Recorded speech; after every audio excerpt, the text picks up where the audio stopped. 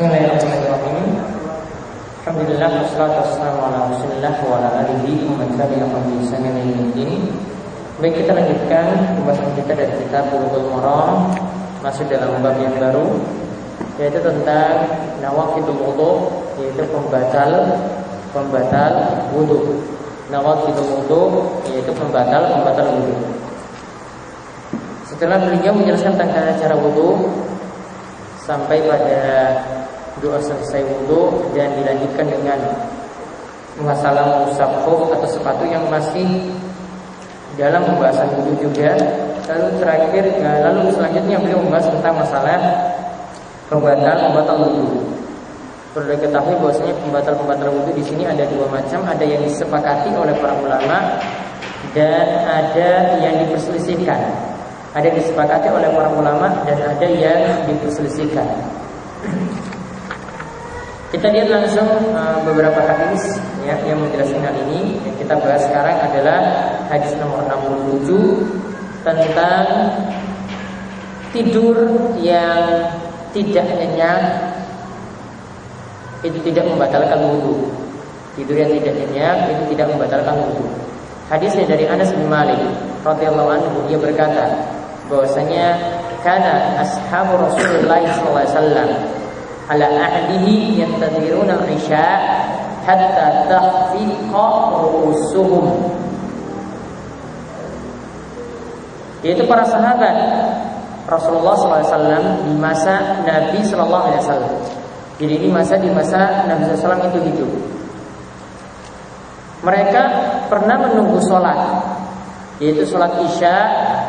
Mereka pernah menunggu sholat, yaitu sholat isya, sampai tahfiqa ru'usuhum, sampai kepala mereka itu miring, artinya sampai ngantuk-ngantukan.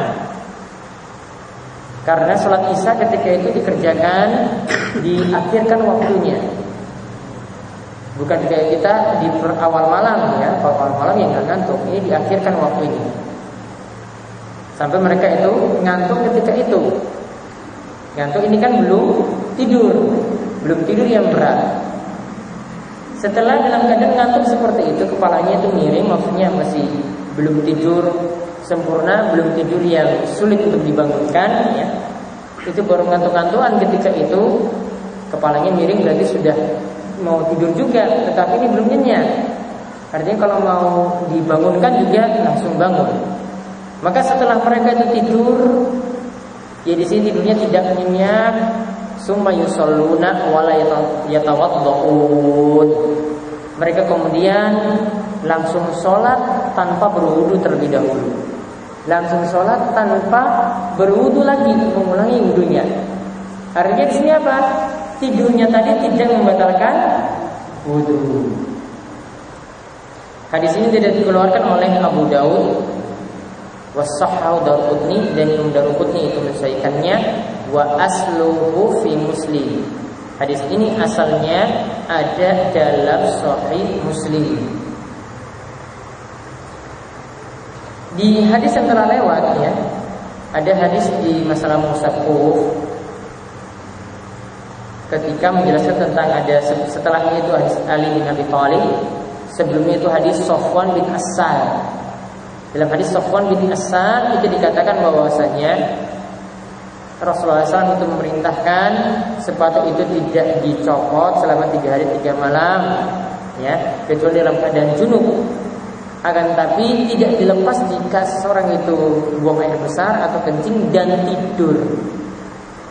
Ya, berarti di sini juga menunjukkan bahwasanya tidur itu membatalkan wudu. Kalau dia di dalam hadis Safwan bin Assal itu sudah lewat, itu menunjukkan bahwasanya tidur itu membatalkan wudu. Kalau hadis ini tidur tidak membatalkan wudu. Komprominya bagaimana? Di sini kita ambil jalan kompromi. Kita menjamak, istilah fikihnya itu adalah menjamak. Jadi bukan salah satu hadis kita pakai saja, wah tidur itu tidak membatalkan wudu, hadisnya ini tidak. Karena kita harus perhatikan hadis yang lain. Hadis yang lain itu katakan bahwasanya tidur membatalkan wudu juga. Yang ini tidur tidak membatalkan wudu. Komprominya di mana? Kita katakan tidur yang membatalkan wudu jika tidurnya itu nyenyak, artinya sulit sekali dibangunkan kembali. Kemudian tidur yang tidak membatalkan wudu itu tidur yang belum nyenyak, artinya ketika dibangunkan itu masih bisa bangun. Jadi yang membatalkan wudu intinya tidur yang nyenyak. Kalau belum nyenyak itu tidak membatalkan wudu. Maka beberapa faedah dari hadis ini. Yang pertama, an-naum yasir, tidur yang belum nyenyak, masih sedikit. Tidur yang belum nyenyak dan masih bisa dibangunkan tidak membatalkan wudu.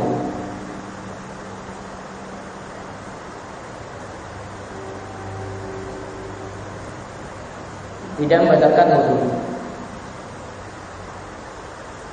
Di sini tidak apa pakai lihat posisi duduknya, tidak melihat posisi tidurnya.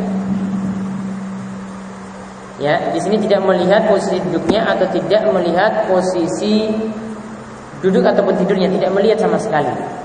Terserah dia mau tidurnya mau terlentang mau apa, pokoknya kalau sudah nyenyak, kalau tidurnya berdiri juga kalau sudah nyenyak ya sudah, berarti wudunya batal. Ya. Mau bersandar ataupun tidak, pokoknya wudunya batal. Berbeda dalam mazhab Syafi'i. Kalau mazhab Syafi'i tidur yang membatalkan wudu, ya. Kalau yang tidak membatalkan, pokoknya kalau pantatnya itu masih nancap ke tanah. Oh, maaf, ini tentang masalah bukan ini. Ini masalah kentut, masalah. Iya, ini masalah tidur. Kalau pantatnya itu masih nancap ke tanah, ya kan? Berarti kemungkinan angin itu keluar. Ada kemungkinan angin keluar nggak? Kalau pantatnya itu nancap ke tanah, nggak keluar kan? Angin nggak keluar kan? Berarti wudunya tidak batal. Ya, jadi kalau tidurnya dalam posisi bersandar gini ya, pantatnya ini masih nancap ke tanah. Ya, pantatnya itu masih nancap ke tanah. Kalau dalam mazhab Syafi'i itu tidak batal. Karena kentut ketika misalnya tidur mau kerasa kentut keluar juga ini nggak bisa keluar. Paham? Ya, kenapa? Ini karena tahan di tanah kan? Nggak bisa. Ini diampet di sini di tanah. Nggak mungkin ada sela untuk keluar tadi anginnya. Tapi kalau tidurnya posisinya berbeda tadi, tidurnya terlentang di situ ya, ya, maka ketika itu berarti kalau dia tidur, ya, posisi tidur semacam itu baru wudunya batal. Namun di sini tidak memperhatikan itu. Pendapat yang lebih kuat tidak memperhatikan hal itu. Pendapat yang lebih kuat, pokoknya dilihat apakah tidurnya itu nyenyak atau tidak. Ya, tidurnya itu nyenyak atau tidak. Mengkompromikan dua hadis yang ada.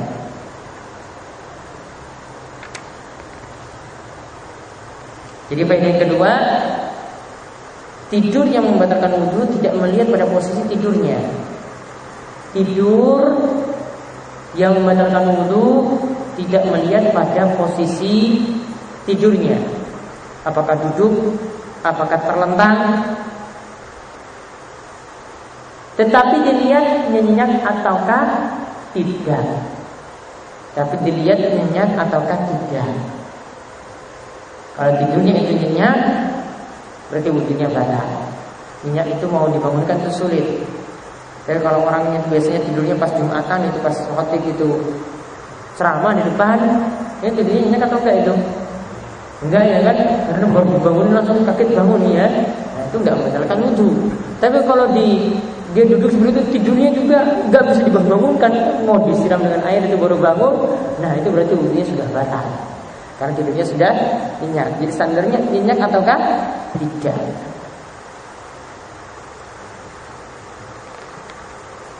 Nah, itu kesimpulan tentang masalah tidur. Nah, ini pembahasan kita terakhir untuk hari ini. Monggo jika ada pertanyaan sebelum ditutup.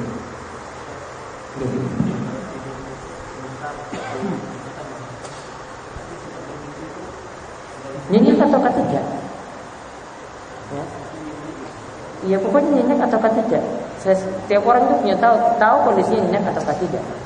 Ya. Kalau nyenyak, ya, kalau seperti itu dia sudah minggu biasanya itu nyenyak. Kalau sudah nyenyak berarti harus ambil wudu lagi, kemudian dia sholat dalam keadaan wudu yang baru.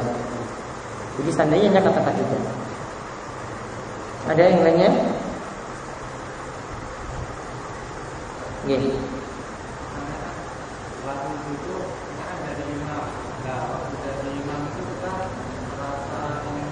Kentut. Sudah kentut apa terasa saja? Nabi SAW katakan dalam masalah kentut, ya, itu harus ada 2 syarat yang bisa membatalkan wudunya atau membatalkan sholatnya ketika sholat. Yaitu yang pertama, ya, yasma'u sautan, yaitu mendengar ada suara kentut. Mendengar ada suara kentut. Kalau tidak, maka yajidarihan, yaitu mencium bau kentut. Kalau 2 ini nggak ada, berarti sholatnya atau wudunya belum batal. Kalau cuma ragu-ragu saja ini kentut atau tidak, baunya nggak kecium, ya, suaranya juga nggak kedengaran. Kan bisa jadi cuma suara saja kan, baunya nggak ada, atau baunya saja yang keluar, ya, tapi suaranya nggak ada. Pokoknya di antara salah satu ini. Kalau 2 ini ketemukan, salah satunya diketemukan ketika sholat, ya, atau saat sudah berwudu, maka wudu atau sholatnya itu batal. Ada lagi? Tentang masalah musafuf, kalau misal kita wudu memakai khuf terus mencopot khufnya lagi, Batal. oh iya. Kalau memakai khuf, ya, kalau sudah berwudu memakai khuf, sepatu, kemudian dicopot lagi, berarti musafufnya yang batal. Artinya tidak boleh musafuf lagi. Pakai sepatu, berwudu lagi, pakai sepatu lagi, baru setelah itu dia boleh mengusap lagi. Kalau memakai khuf batal, terus musafuf, Memakai khuf batal. Batal apa? batal wudunya. Batal wudunya. Terus mengusap khuf. Musafuf, terus khufnya dicopot, itu wudunya batal nggak? Wudunya tidak batal. Yang batalnya itu cuma mengusap khufnya saja. Artinya dia tidak boleh lagi mengusap khuf setelah itu. Karena mencopot khuf itu tidak menunjukkan wudunya itu batal, ya. Cuma dia tidak boleh lagi mengusap khuf setelah itu. Kondisinya masih dalam keadaan suci. Sampai dia kentut, nah itu baru wudunya batal lagi. Ada lagi? Ada?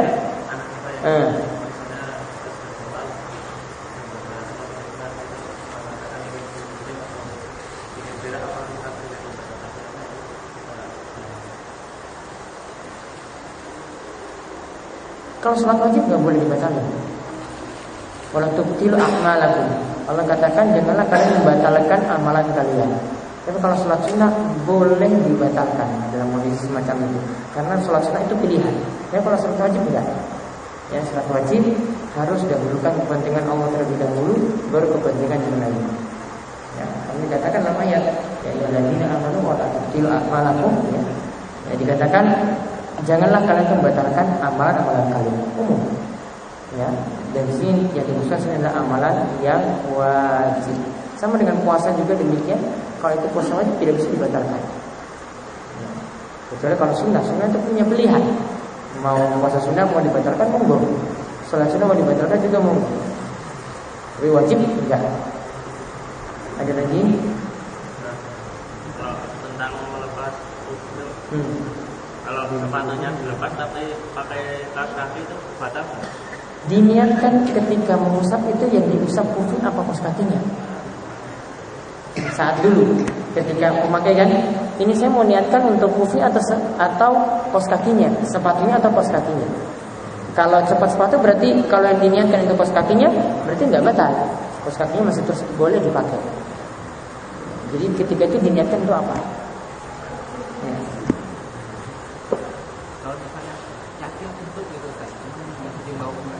Kalau yakin itu kentut, ya sudah batal. Kalau masih ragu-ragu, yang nggak boleh dituruti itu ragu-ragunya. Ya, kalau sudah yakin ya sudah batal. Makruh. Nah, kentut ketika sholat makruh. Tidak sampai membatalkan wudu. Pendapat Imam Nawawi. Masalah apa? Sok. Seandainya sok ada yang keluar dari sok. Kan yang lebih berhak melepas di sok di sebelahnya itu, yang sebelahnya itu di belakang. Mana yang paling dekat pokoknya? Kalau yang paling dekat itu di sebelah kanannya atau kirinya, cuma satu langkah saja itu lebih bagus, lebih utama daripada yang di belakang karena butuh 2 atau 3 langkah.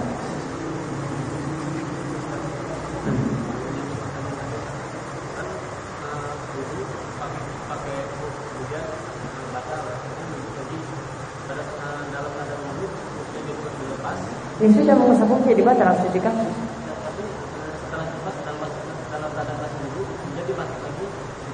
Berarti diawali lagi dari awal lagi untuk hitungan mengusap kufnya.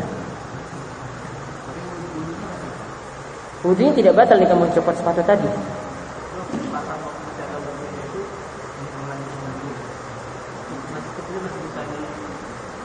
Pokoknya ketika dicopot, ya, kita sudah dalam keadaan ini sekarang jangka waktu untuk mengusap kuf. Di tengah-tengah jangka waktu mengusap kufnya, sepatunya itu dicopot, sepatunya itu dilepas, maka mengusap kufnya jadi batal. Wudunya tidak batal. Wudunya tidak batal. Artinya dia ketika misalnya ini jangka waktu 1 kali 24 jam, saya mau dalam keadaan menggunakan kuf, saya copot. Ya, saya mau masuk masjid, saya copot sepatunya. Saya masuk saja, wudu saya masih ada. Ya, kecuali kalau saya kentut, maka dua-duanya jadi batal. Wudunya jadi batal, maka sudah selesai. Enggak boleh. Ya, tadi kan dibilang di dalam hadis yang ada tadi, enggak boleh dilepas. Ya, tadi seperti dalam hadis, dalam tegasnya di situ, tidak boleh dilepas.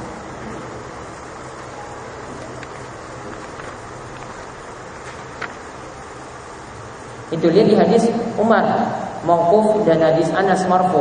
Itu dikatakan wala yahkalahuma, tidak boleh dilepas keduanya. Itu syarat mengusap kuf. Kalau dilepas berarti batal. Batal mengusap kufnya, bukan wudunya. Wudunya masih tetap ada. Artinya nanti dia tidak bisa mengusap kuf lagi. Harus copot sepatu, kakinya dicuci. Begitu. Resikonya seperti itu. Makanya saya katakan dari kemarin, sepatunya itu harus dipakai 3 hari 3 malam. Kalau kaos kaki dipakai 3 hari 3 malam kalau musafir. Kalau mukim 1 kali 24 jam, enggak dilepas-lepas. Tidur juga pakai sepatu. Atau ketika kalau kaos kaki, tidur juga pakai kaos kaki. Konsekuensinya. Makanya kalau praktek sepatu kan sulit. Bisa kan kaos kaki. Nah, tapi tidak boleh lepas juga sama. Masuk kamar mandi juga kaos kakinya nggak boleh dilepas. Gitu. Berarti nggak usah mandi ya kan? Wudu saja. Ya, konsekuensi seperti itu. Mengusap kuf, tayamum ada ini kaki. Tayamum kemudian apakah kan dalam keadaan suci, kemudian pakai kuf, dia mendapatkan air, dia wudunya lepas kuf atau Untuk apa? Dia pakai kuf saja diperbolehkan kok. Kalau nggak ada air, kan tayamum nggak ada kaki. Sebelum dia pakai kuf, dia tayamum, dia sholat, kemudian dia masih ada dalam. Sebelum pakai kuf dia tayamum, terus sholat. Kemudian dia pakai kuf mulai dari situ. Masuk sholat lagi, dia wudu dan mendapatkan air. Apakah itu menjadi Kalau dapat air, tadi mengusapnya tadi jadi batal. Dapat air berarti harus kakinya dicuci lagi ulang. Tayamum jadi batal. Dapat air ketika ya mau tayamum tadi sudah tayamum sebelumnya. Dapat air tayamumnya jadi batal. Maka kakinya harus dicuci. Tidak bisa cukup terus. Sudah ya untuk pertemuan kali ini. Selama pertemuan berikutnya kita kembali melanjutkan tentang masih dalam pembahasan pembatal wudu. Demikian subhanallah wa bihamdika asyhadu an la ilaha illa anta astaghfiruka wa atubu ilaik. Wa sallallahu ala nabiyyina wa sayyidina Muhammadin wa alihi washabbihi ajma'in. Walhamdulillahi rabbil alamin.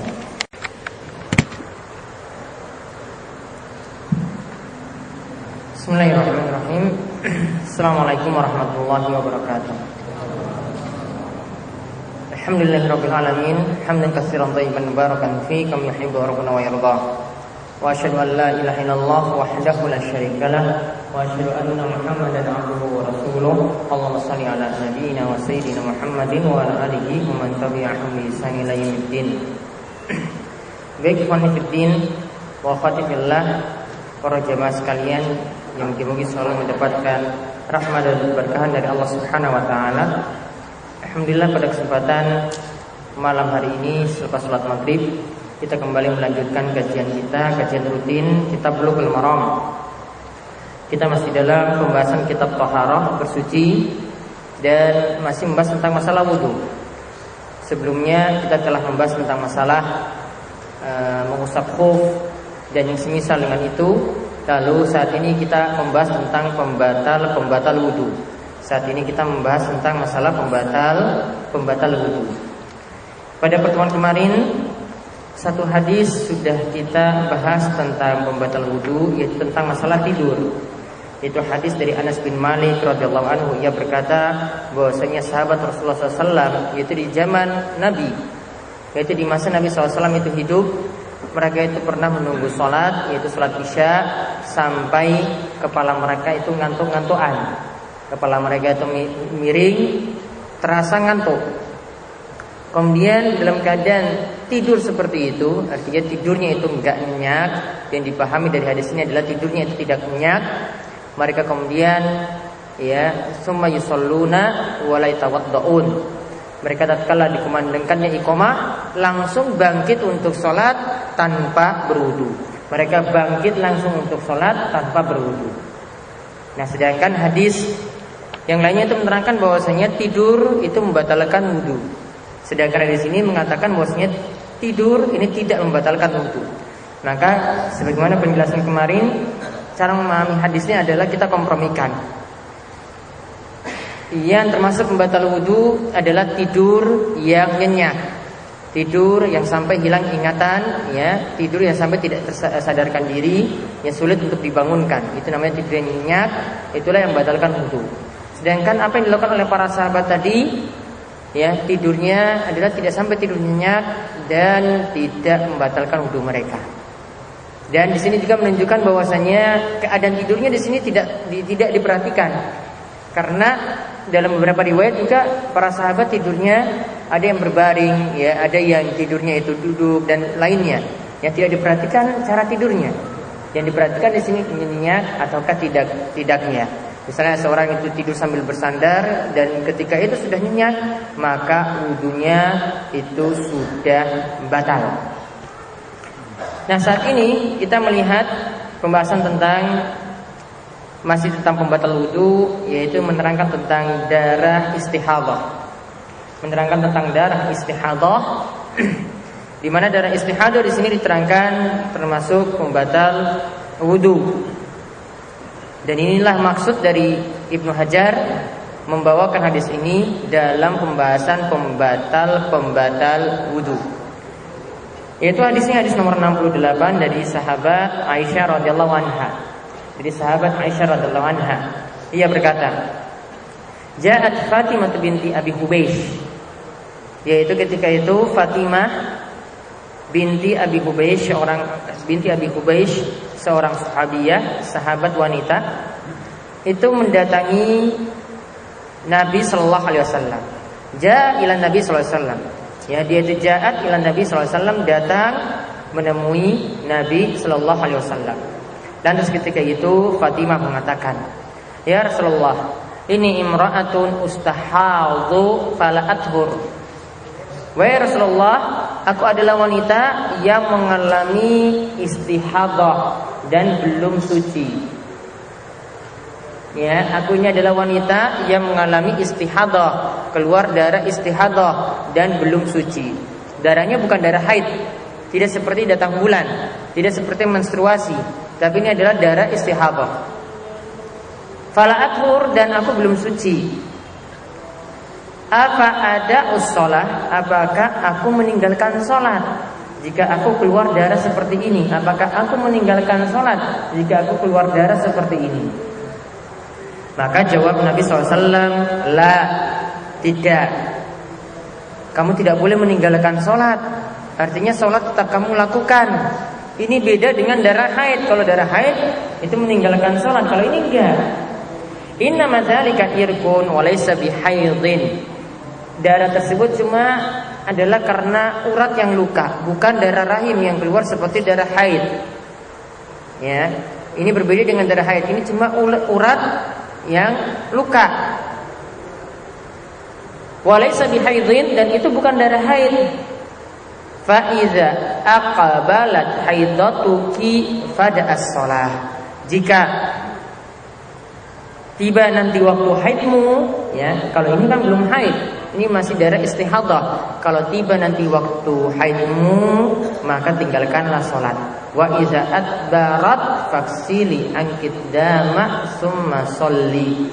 Jika haidmu itu sudah selesai, maka mandilah, kemudian maka cucilah darahmu, ya, kemudian kerjakanlah sholat, ya, kembali kerjakan sholat ketika darah haidmu itu sudah selesai. Kami ulang yang terakhir di sini, Nabi SAW katakan, jika engkau itu, ya, darah haidmu itu datang, ya, jika kamu mendapati haid, maka tinggalkanlah sholat. Haid tidak boleh sholat.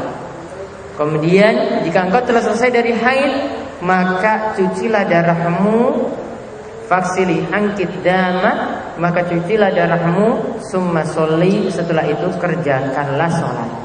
Hadis ini muttafaqun alaih, diriwayatkan oleh Bukhari dan Muslim.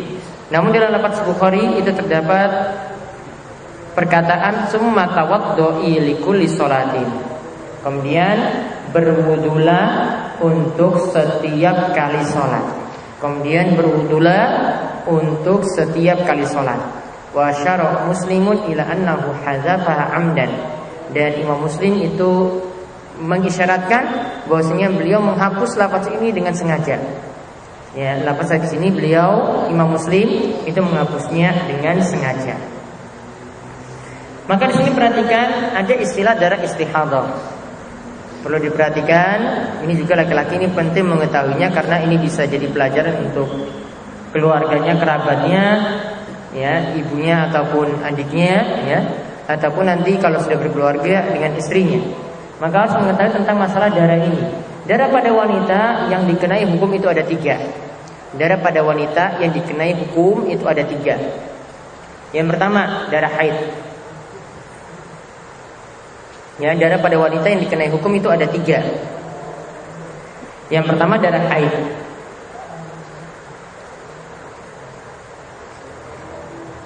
Darah haid ini adalah darah yang normal, keluar dari rahim.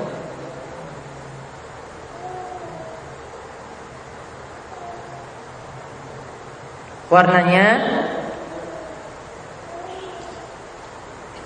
hitam, ya, dan baunya tidak enak. Baunya amis. Ya, baunya amis. Kemudian dikatakan di sini darah normal, artinya keluar pada waktu tertentu, siklusnya tertentu. Misalnya wanita mendapati haid itu di awal bulan, ya keluar ya biasanya di awal bulan. Biasanya 6 sampai 7 hari, ya biasa keluar seperti itu. Jadi ini darah normal. Ya, bagi wanita yang tidak hamilah seperti itu keadaannya, dia mendapati darah haid, masih ada darah yang keluar dari rahimnya. Sedangkan darah yang kedua, darah nifas.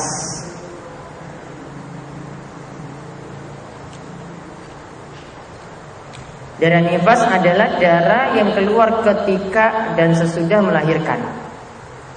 Darah yang keluar ketika dan sesudah melahirkan, bukan sebelumnya. Darah nifas itu bukan sebelum melahirkan. Jadi kalau anak belum keluar itu bukan darah nifas. Jadi nanti masuk darah yang ketiga, darah istihadah. Ya, misalnya ketika lahir itu baru buka 1, buka 2 dan seterusnya.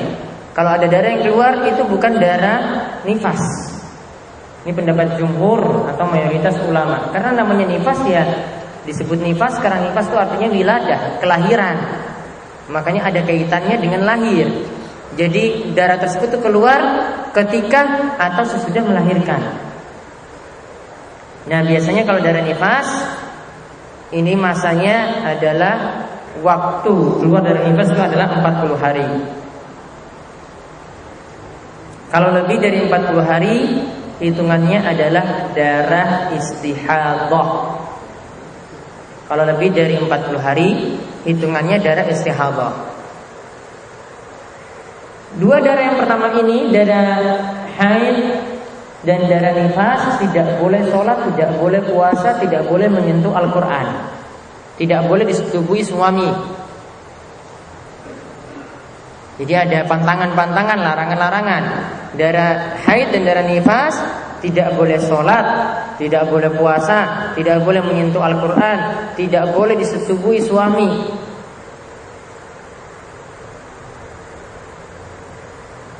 Kalau yang keempat dilakukan ini, suami menyetubuhi istri ketika haid, ya, dosa besar. Dia melakukan dosa besar.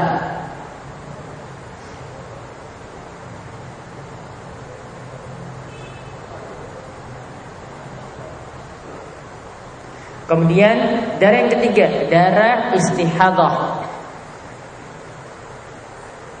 Darah istihadah. Darah istihadah itu adalah darah penyakit. Ya, darah penyakit dan tidak normal.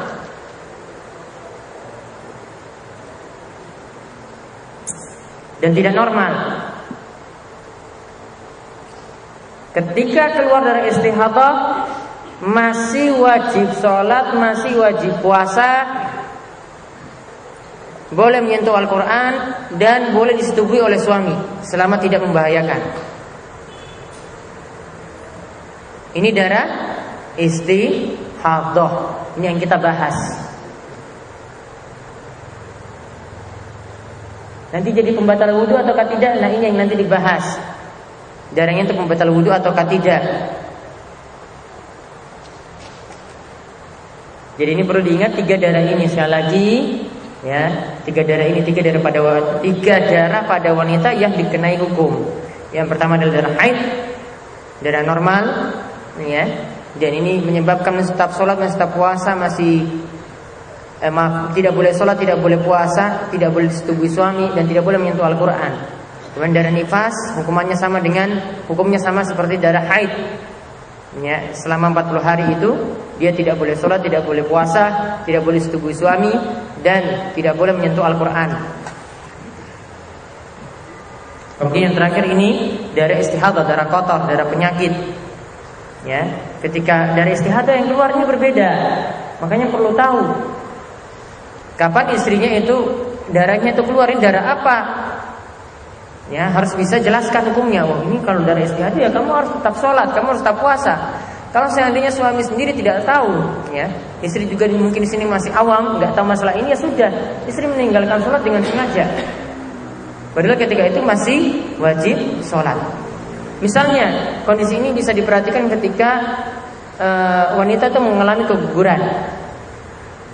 Kalau wanita itu mengalami keguguran lebih dari 4 bulan, karena kalau 4 bulan itu sudah ditiupkan ruh, ya, sudah ditiupkan ruh. Boleh jadi juga di bawah 4 bulan, misalnya sudah ada goncangan seperti sudah ada yang bergerak di situ, itu berarti sudah ditiupkan ruh. Maka hukumnya darah yang keluar adalah darah nifas. Jadi kalau ada wanita yang keguguran di atas 4 bulan, darahnya adalah darah nifas. Berarti apa? Tidak boleh sholat, tidak boleh puasa, tidak boleh disetubui suami, tidak boleh menyentuh Al-Quran sampai darahnya berhenti. Batas maksimal itu 40 hari. Setelah 40 hari hukumannya darah istihadah. Sedangkan jika kegugurannya kurang dari 4 bulan, 2 bulan keguguran, ya, 2 bulan keguguran, maka darahnya adalah, hitungannya adalah darah istihadah. Kalau masih 2 bulan kehamilan gugur, ya, maka darahnya adalah darah istihadah. Maka ketika itu masih tetap sholat, masih tetap puasa, ya, boleh disetubui suami, boleh menyentuh Al-Quran. Jadi berbeda. Itu kelihatan kalau melihat pada kondisi wanita ia mengalami keguguran.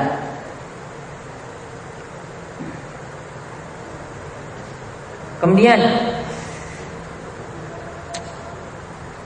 itu sekitar ada pendahuluan sebelum kita masuki hadis ini. Nah, dalam hadis ini dikatakan, ya,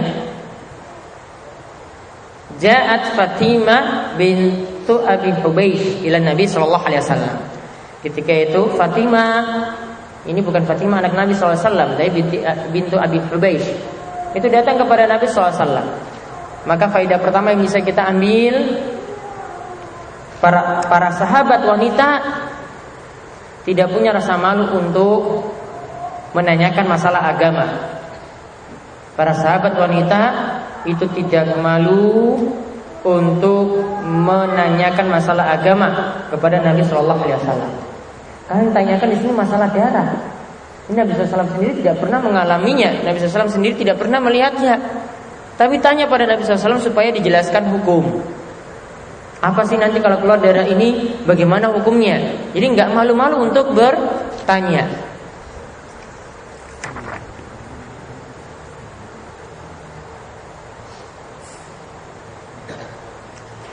Kemudian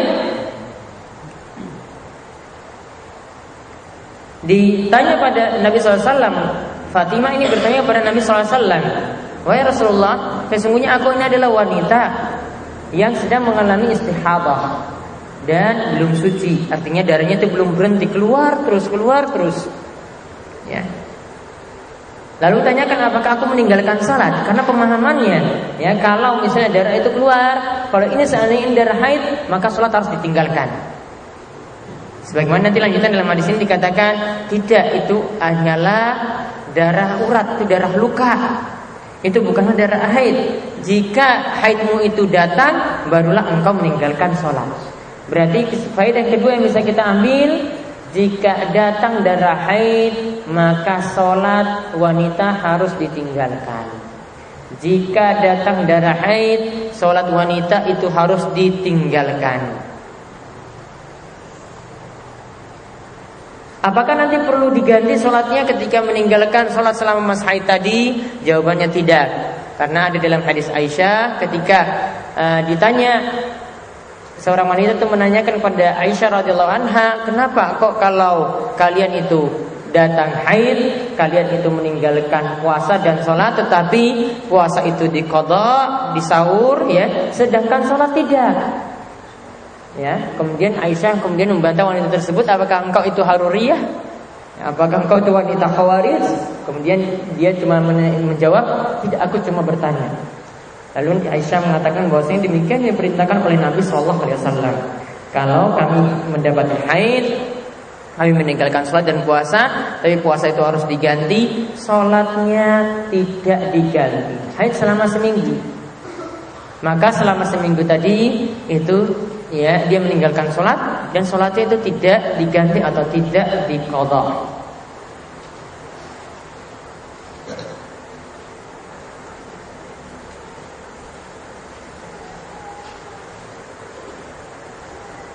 Kemudian faedah yang ketiga, ketika ditanya oleh Nabi SAW, apakah kami itu boleh meninggalkan sholat? Ya, Fatimah itu mengatakan pada Nabi SAW, apakah kami meninggalkan sholat? Kemudian Nabi SAW cuma cukup menjawab la, tidak. Jadi kalau menjawab singkat, faedah yang ketiga kita bisa ambil, menjawab singkat dengan jawaban tidak, itu sudah cukup. Menjawab singkat dengan jawaban tidak, itu sudah cukup. Ya, demikian kalau ada yang mau bertanya juga demikian. Boleh seseorang yang ditanya, orang yang berilmu yang ditanya, cukup menjawab iya dan tidak. Boleh atau tidak, halal atau haram, cukup. Dengan jawaban yang singkat.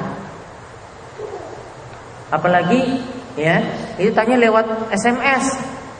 Yang nanya kan nggak bayar SMS kan?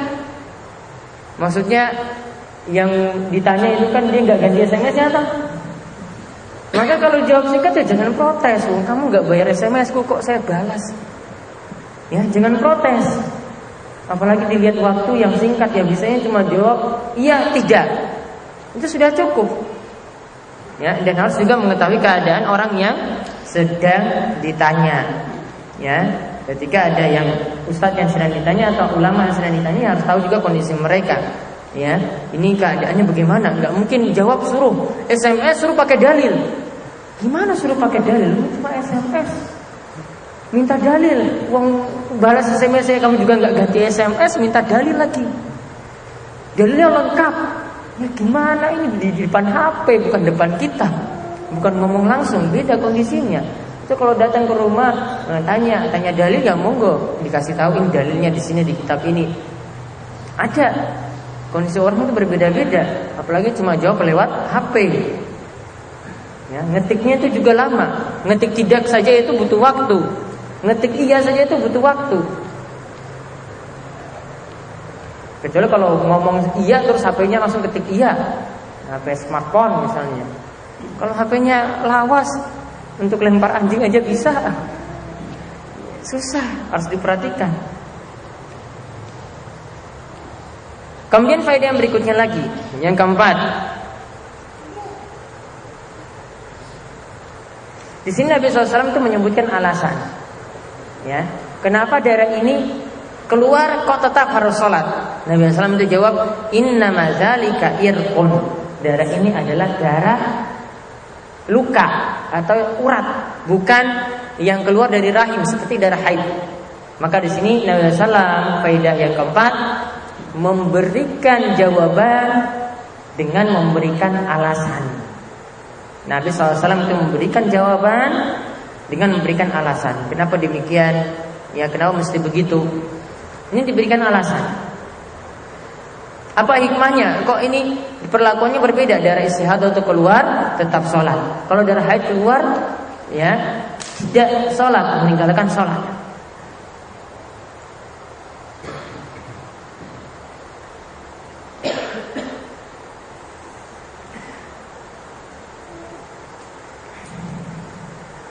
Kemudian faedah penting yang berkaitan dengan yang kita bahas saat ini, ya, faedah yang kelima, hadis ini menunjukkan bahwasanya darah istihadah itu membatalkan wudu. Ya, darah istihadah jika keluar membatalkan wudu. Jadi misalnya tadi wanita itu keguguran, kehamilannya 2 bulan, ya, darahnya itu keluar. Maka ketika darah istihadah ini keluar, wudunya batal. Lalu bagaimana jika keluar setiap saat? Ya, resikonya juga ketika sholat keluar lagi darah tersebut. Ya, masalahnya jika keluar lagi darah tadi, karena darahnya nggak mungkin dikendalikan di sini. Kalau darahnya seperti darah istihadah, ya, begitu juga darah haid ini tidak mungkin kita kontrol, nggak mungkin juga ditahan. Ya, beda seperti tahan kentut. Ini darah. Maka solusinya adalah jika darah istihadah ini keluar terus menerus, ya, darah istihadah itu keluar terus menerus, maka caranya adalah wanita itu mesti berwudu untuk setiap kali sholat. Makanya dalam lafaz Bukhari itu katakan thumma tawaddu li kulli sholat. Kemudian hendaklah engkau berwudu, kata Nabi SAW, setiap kali mau sholat. Maka faedah berikutnya di sini kita bisa ambil faedah, wanita istihadah jika darahnya keluar terus menerus, ya, wanita istihadah jika darahnya keluar terus menerus, maka cukup baginya berwudu setiap kali mau sholat. Berwudu setiap kali mau sholat. Dan jika di tengah sholat darahnya ada yang keluar, maka dia tetap melanjutkan sholatnya. Itu diberi keringanan.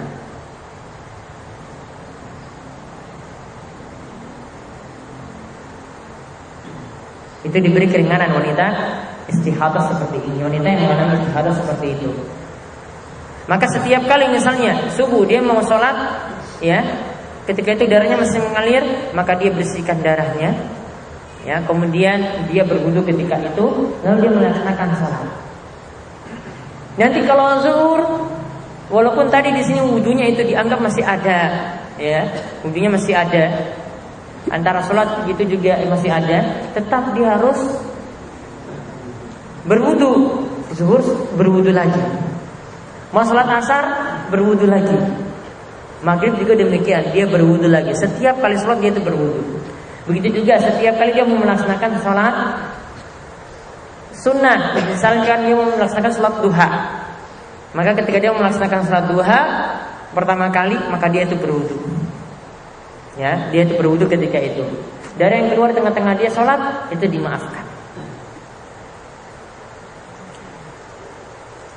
Kemudian faedah yang berikutnya lagi, kita bisa simpulkan darah haid dan darah istihadhah dihukumi najis.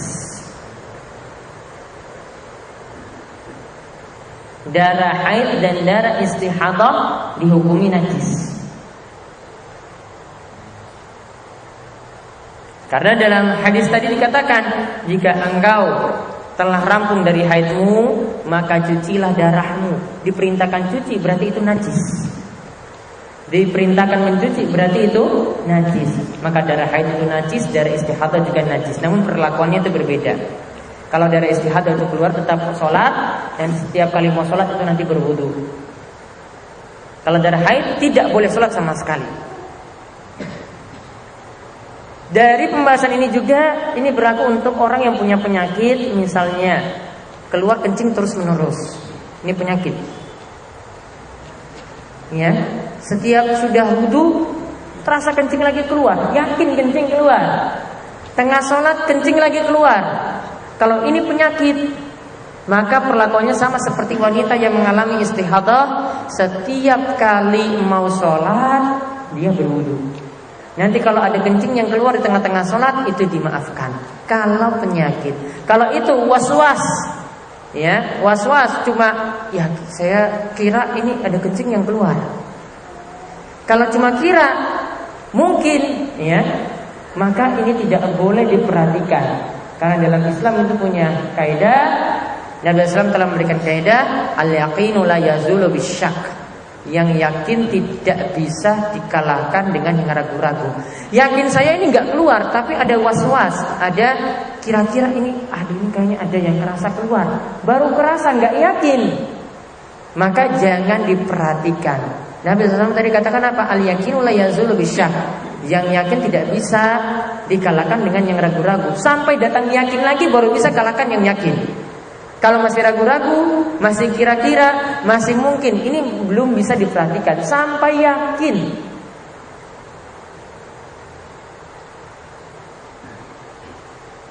Begitu juga kalau ya keluar darah terus-menerus, atau mungkin dia punya penyakit ya mencret terus-menerus, mau tahan, ya pokoknya mau sholat keluar lagi sedikit. Kalau itu memang penyakit, ya sudah setiap kali wudu, setiap kali mau sholat dia itu berwudu, nanti yang di tengah-tengah sholat ada yang keluar itu dimaafkan. Kalau itu penyakit, yang bedakan jika itu cuma was-was. Maka kalau itu cuma was-was, jangan diperhatikan. Nah itu tentang pembahasan hadis 68 dari Aisyah, dari hadis tentang membicarakan tentang Fatimah binti Abi Hubeish yang kala itu ya mengalami istihadhah, keluar darah istihadhah, dan Nabi SAW perintahkan ya kepada dirinya supaya tetap melakukan sholat. Nanti kalau darah haidnya itu datang, baru saat itu dia meninggalkan sholatnya. Nanti kalau darah haidnya itu sudah suci, baru dia kembali melakukan sholat. Hadis ke-69 dari Ali bin Abi Thalib tentang masalah madhi. Tentang masalah madhi. Nah, di sini sebelum kita masuk tentang masalah madhi, di sini ada 3 cairan juga di sini yang perlu dipahami. 3 cairan yang keluar dari kemaluan. Ya, kalau tadi itu darah wanita, sekarang 3 cairan yang keluar. Ya. Yang pertama adalah air mani atau sperma.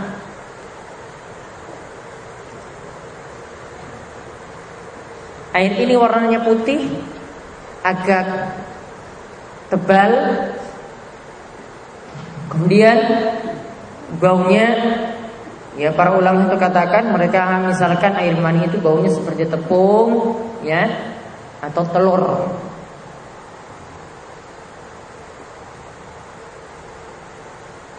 Makanya biasanya kering itu nanti didekati semut. Ya, kering itu biasanya didekati semut.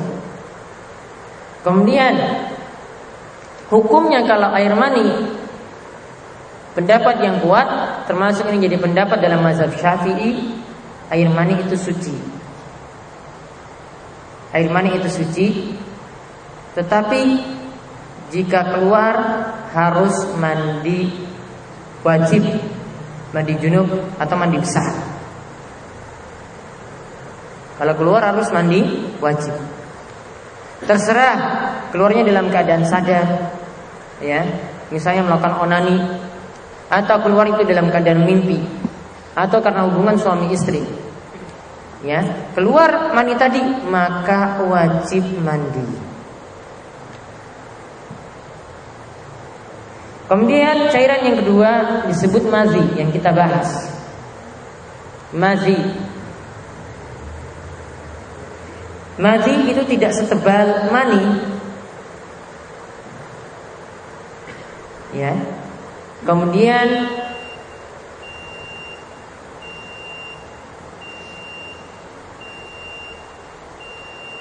mazi keluar itu ketika,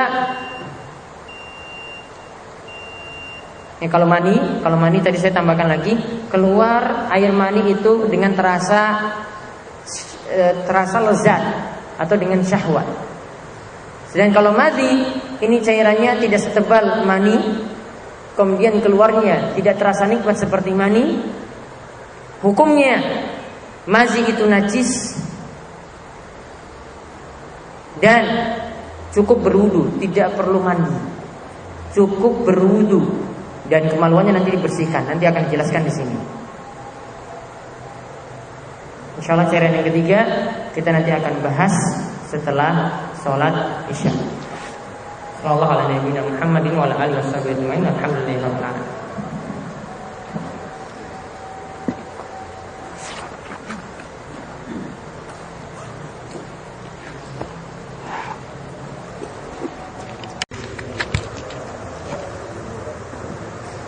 Bismillahirrahmanirrahim. Alhamdulillahirabbil alamin wassalatu wassalamu ala asyrafil anbiya wal mursalin nabiyina wa sayyidina Muhammadin wa ala alihi wa man tabi'ahum bi ihsan ila yaumil. Baik, qanifuddin wa khadifullah, para jemaah sekalian, kita melanjutkan pembahasan kita dari kitab Bulughul Maram karya Ibnu Hajar Al-Asqalani. Kita masih melanjutkan tentang 3 cairan yang keluar dari kemaluan. Tadi yang pertama adalah cairan yang disebut mani, air mani. Maka tadi hukumnya adalah air mani itu suci, namun jika keluar menyebabkan mandi wajib. Kemudian yang kedua adalah cairan mazi, dan ini yang nanti terkhusus yang kita bahas kali ini, yaitu cairan ini hukumnya najis dan jika keluar mesti berwudu dan kemeluannya itu dibersihkan. Tapi pakai yang terkena mazi, nanti akan dibahas di sini, cukup diperciki dengan air. Kemudian cairan yang ketiga adalah cairan yang disebut wadi. Cairan yang disebut wadi. Wadi itu adalah cairan yang keluar setelah kencing. Cairan yang keluar setelah kencing dan biasa karena penyakit. Hukumnya wadi itu najis, ya, wadi itu najis dan mesti berwudu jika keluar,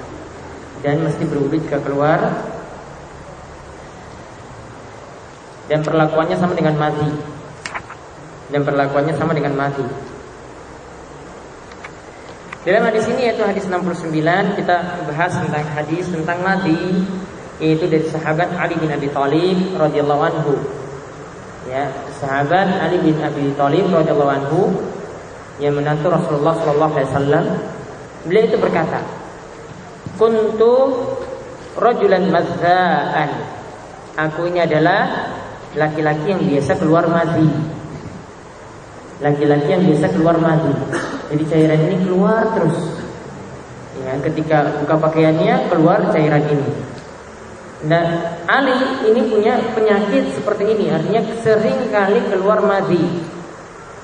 Maka Ali ketika itu dia tidak bertanya langsung pada Rasulullah sallallahu alaihi wasallam.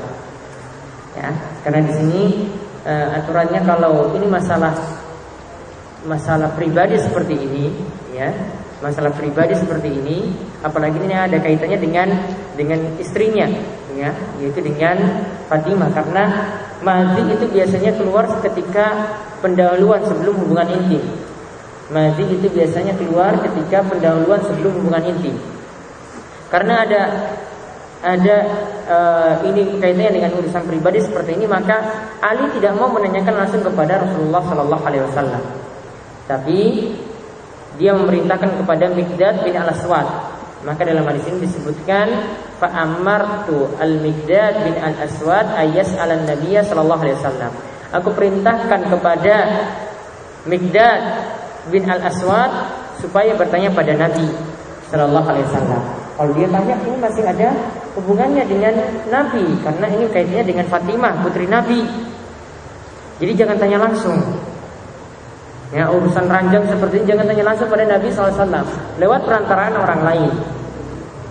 Maka ketika itu fasa'alahu, Miqdad tanya pada Nabi SAW tentang madhi yang biasa Ali dapatkan. Maka Nabi SAW katakan fihil wudu, Ali itu mesti berwudu. Ali itu mesti berwudu. Dia mesti berwudu. Suruh dia ketika madhi keluar mesti berwudu. Berarti hadis ini menunjukkan bahwasanya jika cairan ini keluar, wudunya batal. Hadis ini muttafaqun alaih wal lafdzu lil Bukhari. Hadis ini disepakati oleh Bukhari dan Muslim, dan hadis ini lafaznya adalah lafaz Bukhari. Maka beberapa faedah dari hadis ini. Yang pertama, hadis ini menunjukkan bolehnya mewakilkan pertanyaan pada orang lain. Bolehnya mewakilkan pertanyaan pada orang lain, termasuk juga dalam meminta fatwa. Jadi nggak bertanya langsung karena malu, suruh temannya yang tanya. Itu boleh. Ya. Itu diperbolehkan di sini.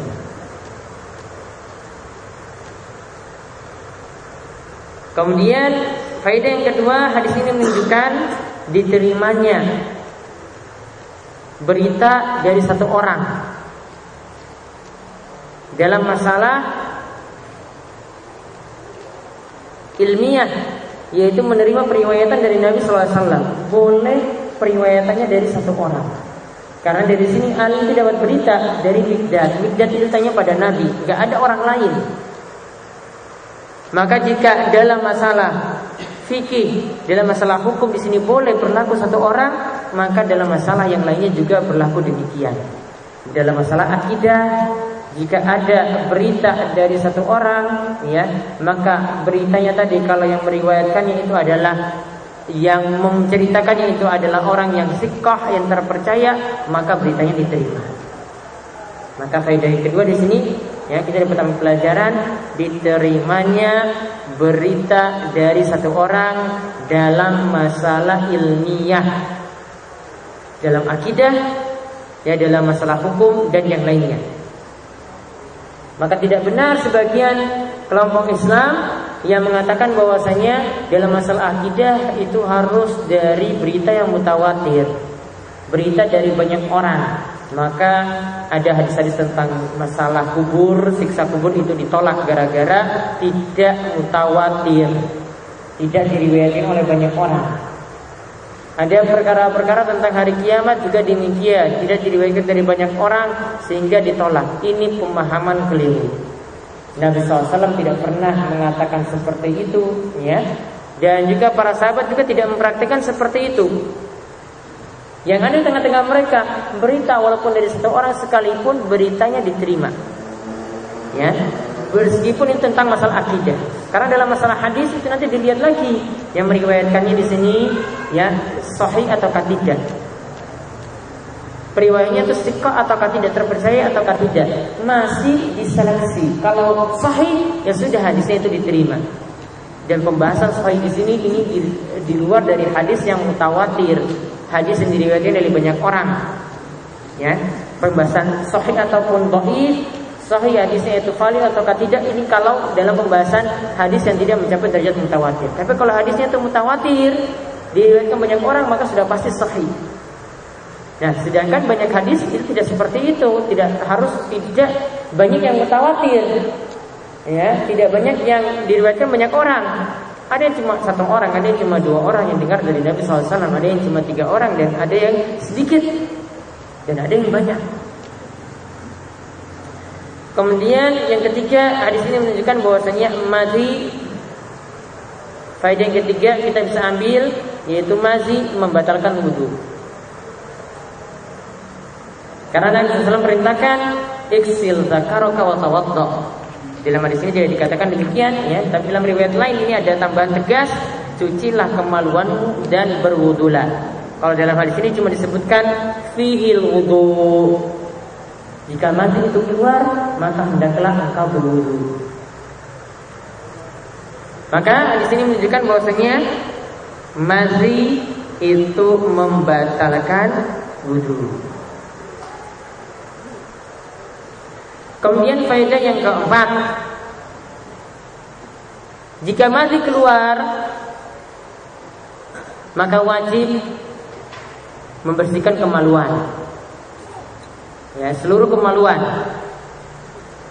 Jika mazi keluar, baik pada laki-laki maupun perempuan, maka wajib membersihkan kemaluan. Seluruh bagian kemaluan itu dibersihkan, dicuci.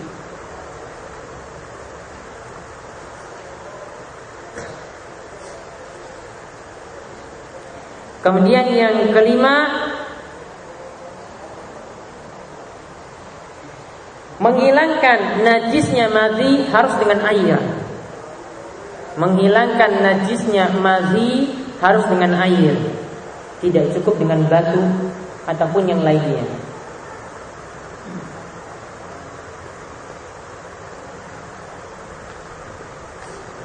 Karena dalam hadis ini jelas dikatakan iksil zakaraka, ya, cucilah kemaluanmu.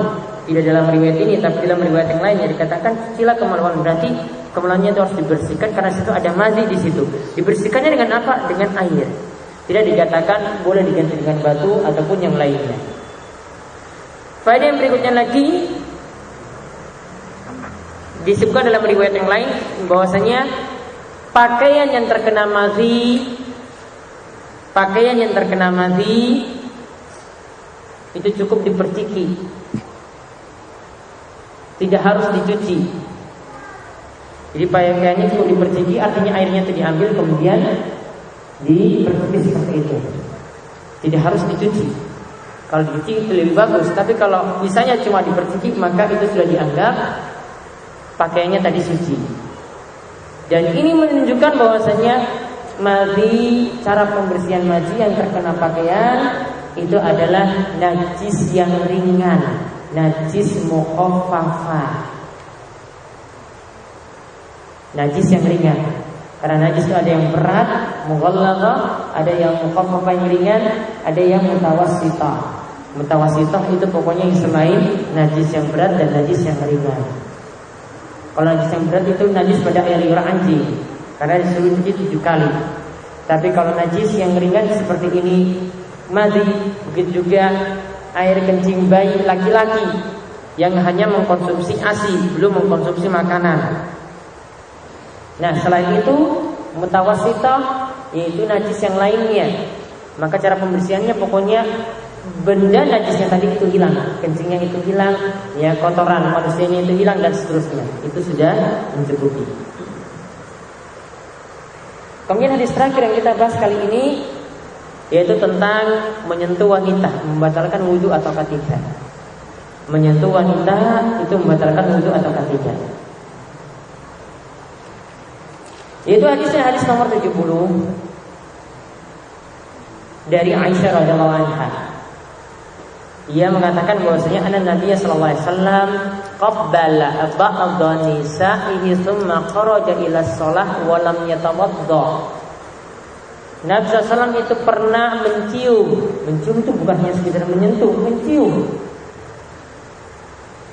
mencium sebagian istri Nabi SAW. Jadi bukan hanya satu istri saja. Ya, sebagiannya dicium, berarti beberapa istri dicium. Tsumma kharaja ila shalah, kemudian Nabi SAW itu keluar untuk sholat. Walam yatawadda, dan beliau tidak lagi berwudu. Hadis ini dikomentari oleh Ibnu Hajar, akhrajahu Ahmad. Hadis ini dikeluarkan oleh Imam Ahmad wa dha'afahul Bukhari. Namun Imam Bukhari mendhaifkannya. Imam Bukhari ini mendhaifkannya sebagaimana didhaifkan oleh Abu Hatim. Juga ada ulama yang lainnya seperti Yahya bin Sa'id, Ibnu Ma'in dan Ibnu Madini, dan juga Daruqutni. Beberapa alasannya diantaranya di sana ada perawi yang majhul, yang meriwayatkan hadis itu ada yang tidak dikenal, dan perawinya juga ada yang inqita', terputus. Namun wallahu alam, dari penjelasan dari Syekh Abdullah Al-Fauzan, kesimpulannya ringkasnya setelah meneliti berbagai jalan yang lainnya, karena hadis itu tidak meneliti satu jalan saja, dilihat dari jalur-jalur yang lainnya, disimpulkan hadis ini dikuatkan menjadi sahih dari berbagai jalan, atau sebagiannya itu mendekati sahih. Ya, sebagiannya itu mendekati sahih. Kesimpulannya, hadis ini boleh dijadikan dalil.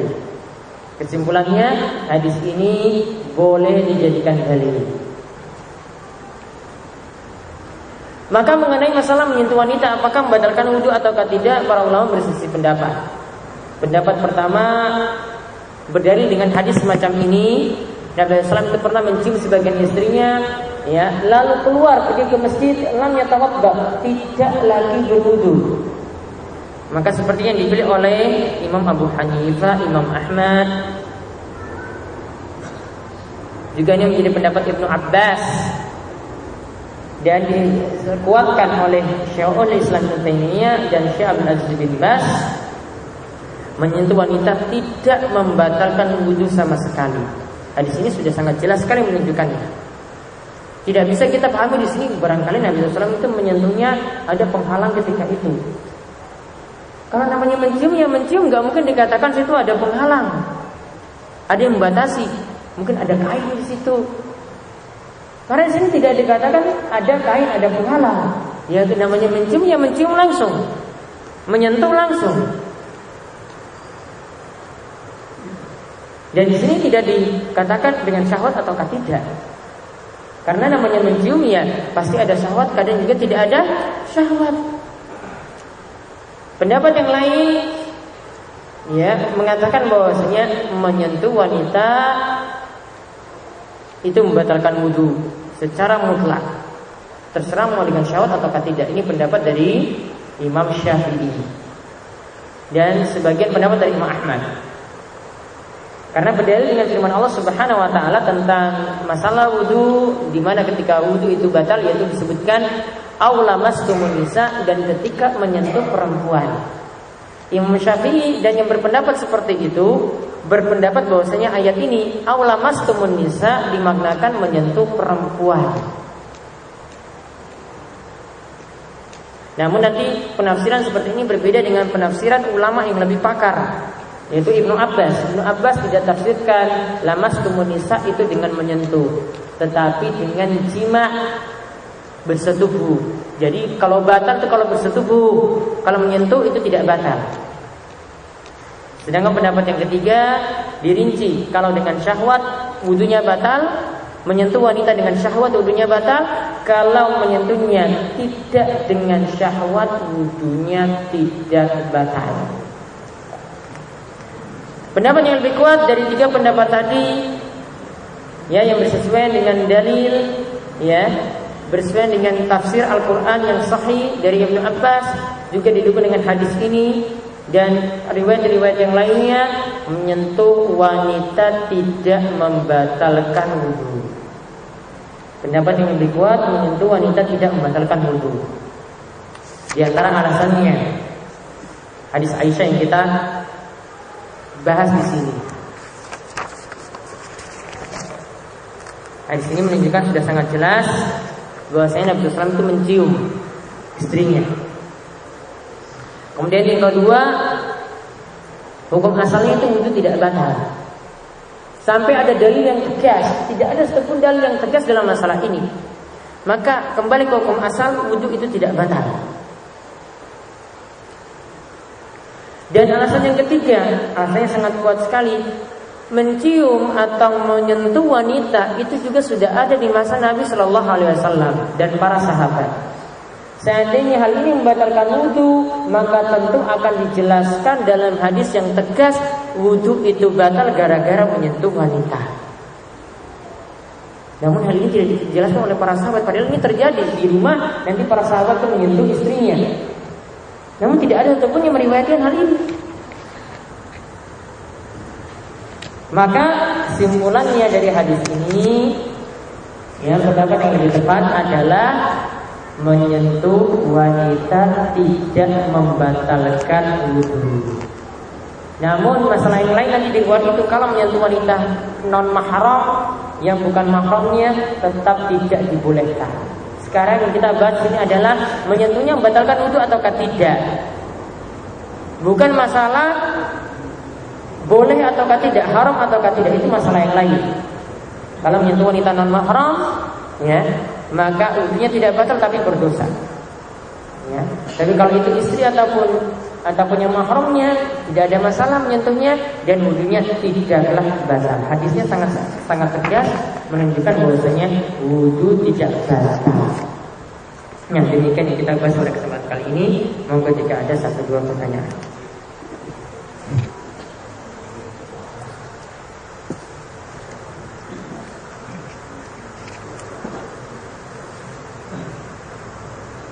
Ada pertanyaan, silakan langsung. Kalau wanita haid dilarang menyentuh, bolehkah mengajarkan Al-Quran?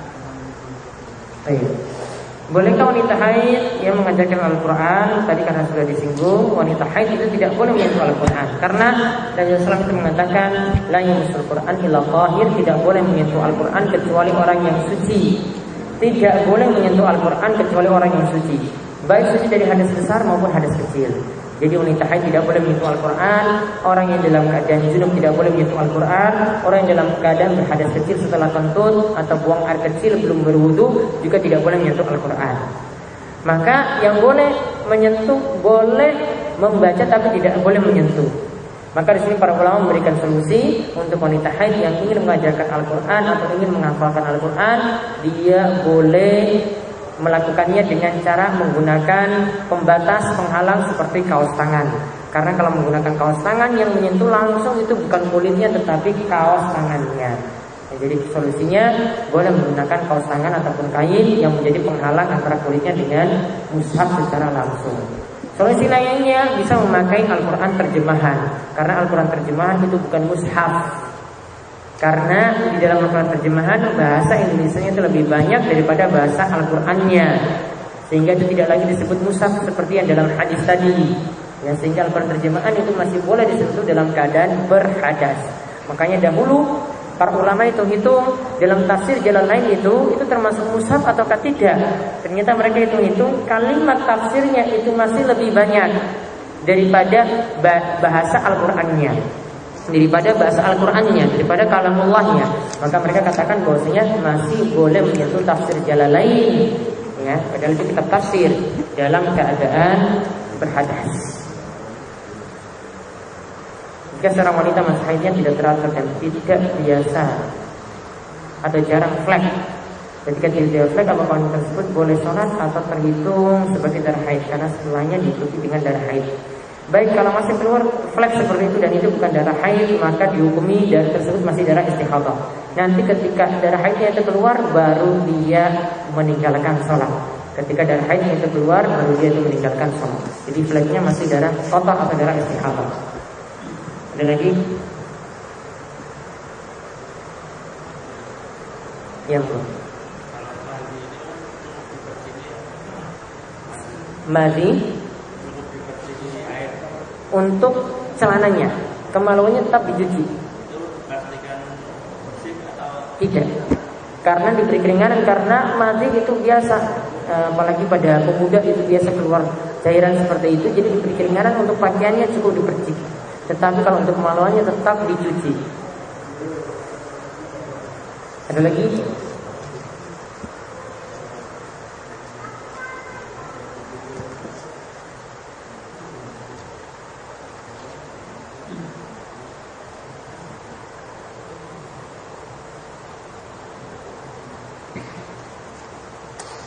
Baik, untuk pertemuan kali ini kita cukupkan sekian. Mudah-mudahan bermanfaat. Insyaallah kita akan ketemu lagi pada kesempatan berikutnya untuk melanjutkan pembahasan wudhu bismillah. Demikian, subhanakallahumma bihamdika asyhadu an la ilaha illa anta astaghfiruka wa atubu ilaik. Wassallallahu ala nabiyyina Muhammad wa ala alihi washabbihi ajma'in. Walhamdulillahirabbil alamin. Assalamualaikum warahmatullahi wabarakatuh.